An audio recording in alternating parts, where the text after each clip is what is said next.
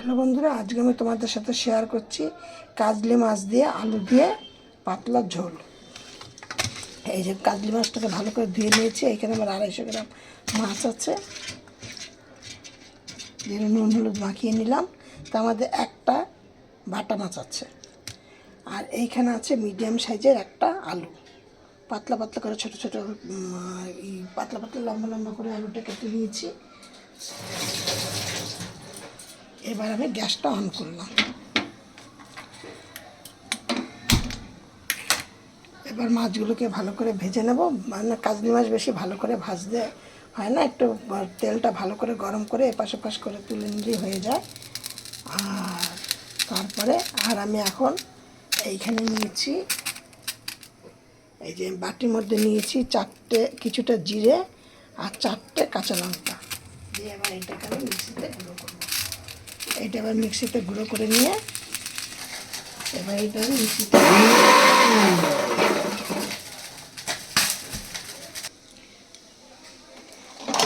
এবার দেখো আমি কড়াইটা গরম হয়ে গেছে, একদম চারিপাশ দিয়ে ভালো করে ঘুরিয়ে একটু তেলটা দিয়ে দিলাম। তেলটা ভালো করে গরম হলে আমি মাছটাকে লাল লাল করে ভেজে নেব। লাল লাল করে না, হালকা হালকা করে ভেজে নেব। দেখো আমার মাছগুলো ভাজা হয়ে গেছে, এখন আছে কিছুটা এই মাছটাকে ভাজা করে তুলে। এবার দেখো আমার মাছগুলো সব ভাজা হয়ে গেছে, এবার আমি এগুলোকে তুলে নিচ্ছি।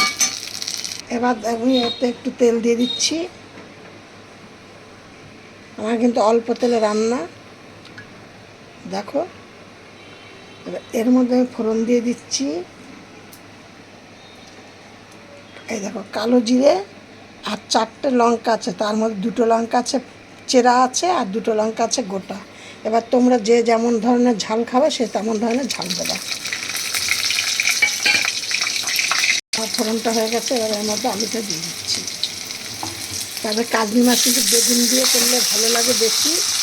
আমাদের বেগুন দিয়ে করলাম না, আমি আলু দিয়ে করলাম।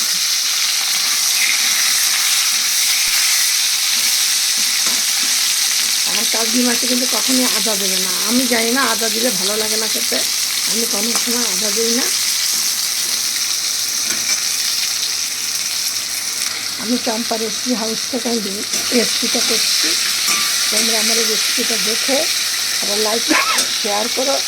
আর যদি তোমরা রান্না করে খেয়ে তোমাদের যদি ভালো লাগে তাহলে কমেন্টে তোমরা একটা করে কমেন্ট করো।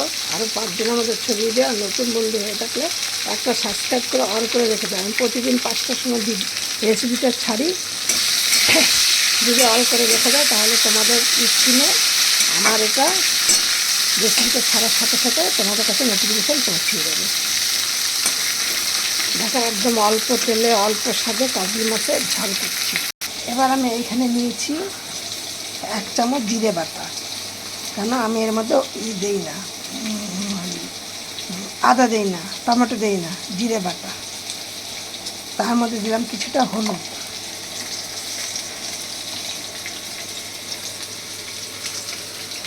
আলু ভাজাতে হলুদ নুন দেওয়া আছে, মাছের নুন দেওয়া আছে, তাই অল্প করে নুন দিলাম।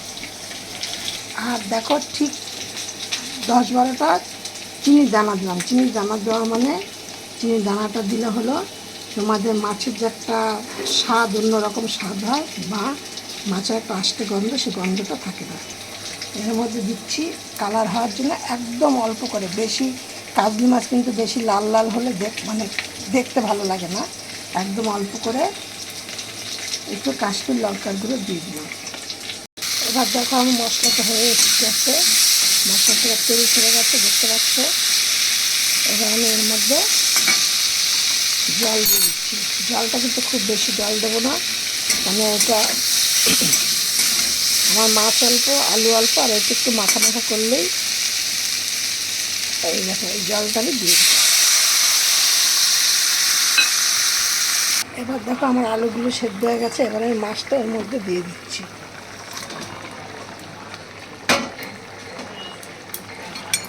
দিয়ে একটুখানি ফুটলে তোমরা এইভাবে করে দেখবা। দেখে আর তোমরা কিন্তু আমার এই ভিডিওটি সম্পূর্ণ দেখবা, রেসিপিটা দেখে তোমরা আমাকে একটু কমেন্ট করবা তোমরা কেমন খেলে।